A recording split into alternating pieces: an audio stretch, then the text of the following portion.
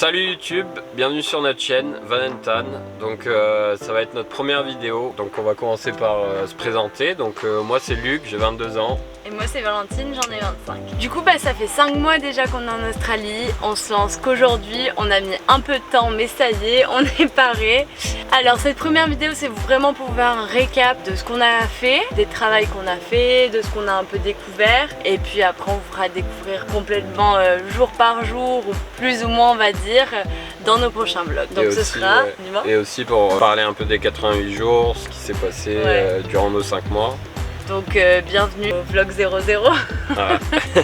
Du coup on a choisi l'Australie comme destination parce que déjà tous les deux on avait quelque chose qui nous intéressait. On a toujours chacun de notre côté avant qu'on soit ensemble, on s'était dit on va faire un grand voyage tout ça, donc là c'était vraiment l'occasion. On avait aussi envie de partir un peu de chez nous en fait, de partir de notre vie. Zone de confort. Zone de confort et notre petite vie d'adulte, on voulait encore vivre notre jeunesse un peu, même si on n'est pas très vieux mais au final, Et aussi parce qu'au niveau du visa c'était assez facile, un peu plus dur pour moi parce que je suis suisse et pas française. Mais moi en tant que français c'était super simple. Puis on avait eu des retours de pas mal de gens qui nous ont dit il n'y aura pas de souci pour ton visa. Et après aussi l'Australie c'est grand, très grand, donc il y a énormément de choses à voir, énormément de paysages différents, donc on s'était dit en fait c'est tout réuni en un et tous les pays autour en fait. Tout ce qu'on aura si on a gagné un peu d'argent, la chance de découvrir.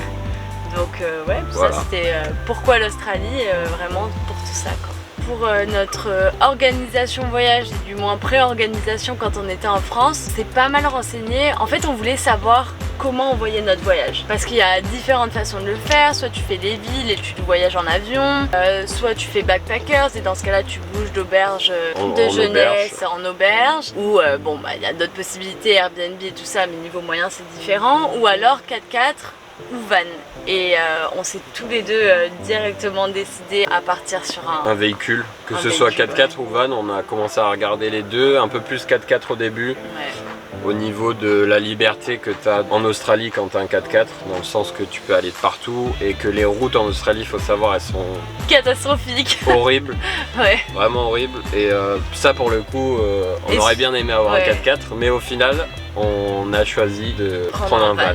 Du coup, arrivé à Sydney, on a commencé à rechercher des vannes un peu plus sérieusement, à faire des demandes et chercher un peu autour. Et on s'est vite rendu compte que ça allait être dur parce que on avait pas mal de marge niveau prix, mais au final de ce qu'on attendait, donc c'est-à-dire... On voulait quelque chose où Luc puisse être debout par exemple parce qu'il est assez grand, on voulait être self-contained parce que plein de parcs et de camping on peut pas y aller si on n'est pas self-contained. On voulait une cuisine pour pouvoir manger correctement, en fait manger normalement comme à la maison, ça serait notre maison roulant comme on dit, donc on voulait pas être dans quelque chose où on n'était pas confortable et qu'on ait à tout le temps devoir louer des Airbnb ou aller en auberge ou aller en hôtel.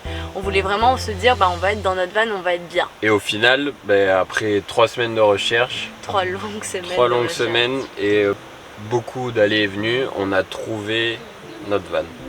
Une fois qu'on a acheté le van, on est directement parti de Sydney pour aller faire nos mois de ferme. Nous ce qu'on voulait c'était faire nos 88 jours au plus vite parce qu'on savait que ça pouvait prendre énormément de temps, que c'était quand même pas si facile que ça de trouver un travail qui comptait en fait les 88 jours dans lesquels on était payé, et nous on voulait quand même rester, on est un peu capricieux, on voulait rester quand même près de la côte pour pouvoir surfer et tout ça.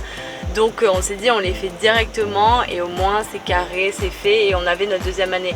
Non pas qu'on voulait forcément les faire, mais avoir cette possibilité de choisir. C'est-à-dire est-ce qu'on reste 2 ans, est-ce qu'on reste 1 an, est-ce qu'on reviendra plus tard, mais pas se retrouver à la fin d'un an et se dire oh non mais pourquoi on n'a pas fait nos jours et tout ça quoi. Donc on a directement fait nos jours de ferme. Alors pour le premier travail on s'est retrouvé à Lanitza, c'est à 5 heures dans le nord de Sydney, parce qu'il faut savoir qu'on voulait partir de Sydney et aller en direction du nord pour suivre la saison, on va dire.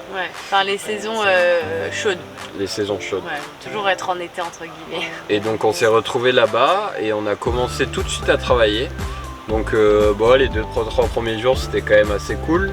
On a rencontré des Français, des Belges. On a commencé à travailler et puis il a commencé à pleuvoir. Et on s'est rendu compte que quand il pleuvait, on ne travaillait pas.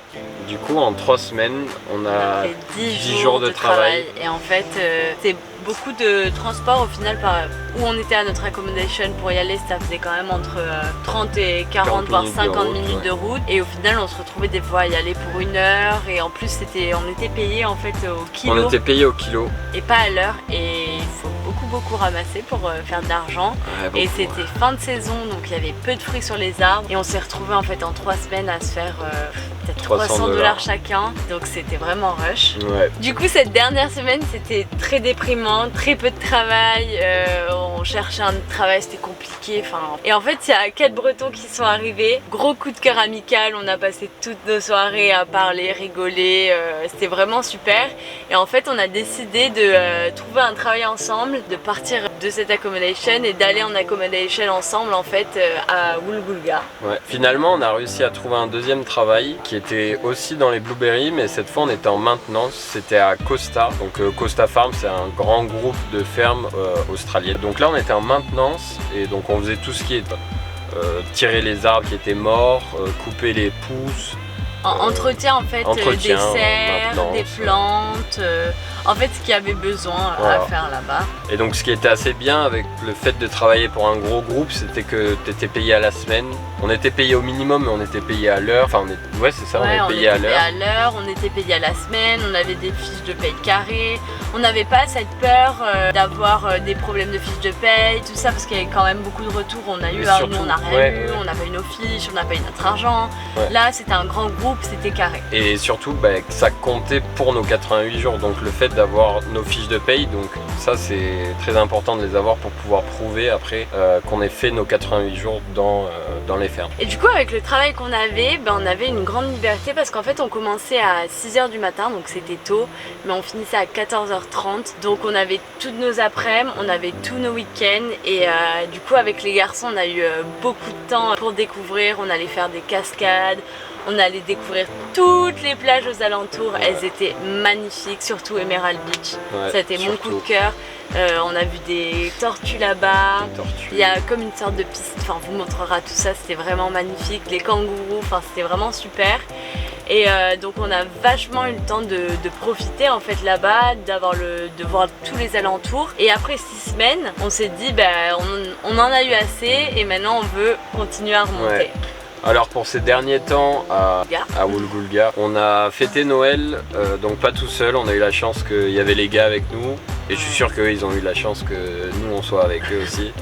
Et donc on s'est fait chacun des petits cadeaux. D'ailleurs, big up à Donio pour mon cadeau. Voilà. On a fait un joli petit repas et tout, c'était sympa parce qu'on avait vraiment, je pense qu'on a créé pas mal de liens avec eux. Et c'était sympa parce que ça nous faisait penser quand même à notre petite famille. Après on a eu notre petit moment de déprime quand on a reçu les cadeaux de nos parents de France. C'était un peu, on s'est dit on s'est tous appelés et tout, mais bon on avait notre Noël et ils avaient le leur, donc c'était vraiment sympa. Mais sur ce, ça a donné fin à notre expérience à Woolgoolga et donc on a décidé de se faire une petite semaine tranquille découverte pour remonter doucement jusqu'à Byron Bay parce qu'on avait décidé de faire un festival pour le Nouvel An à Byron Bay. Après cette semaine de vacances et ce super festival, en fait on est parti en woofing parce qu'en fait on avait eu pas mal de mal à retrouver un travail. On a galéré. À retrouver un travail où on était payé et tout ça. Et je me suis dit, moi j'avais vraiment envie de travailler avec les animaux et je me suis dit vas-y on part en woofing, on n'a pas de dépenses. En fait le principe du woofing c'est que tu es logé et nourri et en échange tu travailles quelques heures par jour pour les personnes. Donc nous on est parti du coup à 2 heures dans les terres de Byron Bay à Bonalbo. C'était une petite ferme d'un petit couple de personnes âgées et on s'est retrouvés au milieu de cochons, trop mignons, des cochons noirs, faut savoir quand même, avec leurs longues oreilles comme ça. On avait aussi des poules, des chèvres. On avait pas mal d'animaux à s'occuper. On avait des vaches, 2 taureaux. Non, c'était une expérience. C'était une super expérience. Franchement, du coup en fait on avait à les nourrir le matin. Après on s'occupait un peu de la ferme, de l'entretien, on devait leur donner de l'eau, les renourrir l'après-midi. On a eu une grosse expérience là-bas, on a fait la naissance de maman cochon. dont une où j'ai dû aller aider la mère. Franchement c'était super, donc on a fait 6 semaines là-bas. Alors après avoir passé 6 semaines avec ces petits cochons et tout le reste de la famille de la ferme. Surtout Mopi, c'était la plus mignonne. Ne l'oublions pas. Ah non, on l'oubliera jamais. Si j'aurais pu la prendre avec moi, je l'aurais prise. Elle était toute petite, toute mignonne. Sauf que dans 4 mois, elle faisait 300 kilos, donc je suis bon, un peu compliqué. Un peu compliqué dans le van. Nous voilà à Noussa. Donc pourquoi Noussa? Parce que on a trouvé un travail ici. Très rapidement. Très rapidement. Elle nous voulait de suite. On l'a contactée je crois la semaine d'avant et le lundi elle voulait qu'on soit là. On a commencé le mardi, donc ça c'était vraiment super. Ouais. Et j'avais aussi une amie à moi en fait qui était en Australie et en fait on s'est dit vas-y on se retrouve à Noussa. Donc on est ici, ça fait 1 mois qu'on est ici. Ouais.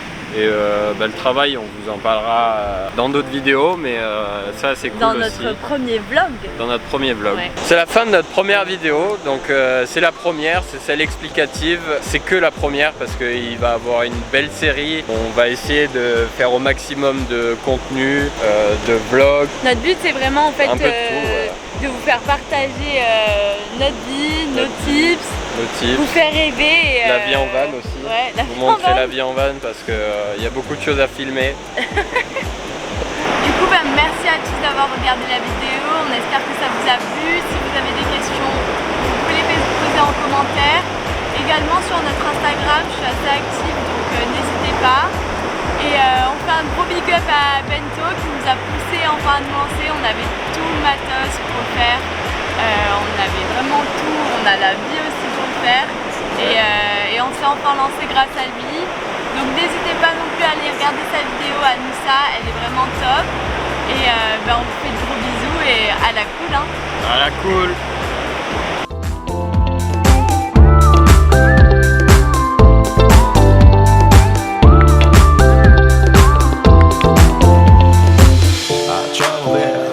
Looking around for you, I can see there, longing for you.